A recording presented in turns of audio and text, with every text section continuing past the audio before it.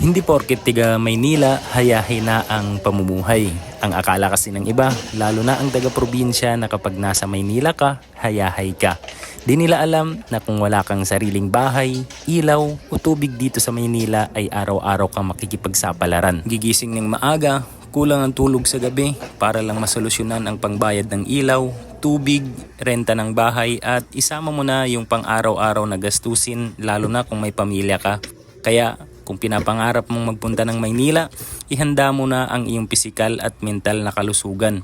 Dahil kung mamalasing ka dito sa Katagalugan, dalawa lang ang iyong patutunguhan. Kung hindi sa lansangan, ay sa bilangguan ka matatagpuan. Kaya saludo para sa mga patas na lumalaban sa likod ng kahirapan. Patuloy lang na lumaban dahil balang araw, malalasap din natin ang kaginhawaan. Ganon talaga mamuhay ng marangal, madalas ang kagipitan at kahirapan. Ngunit ito ang lagi nating tatandaan na sa likod ng bawat paghihirap, bawat kagipitan ay nandiyan nagaantay ang kaginhawaan.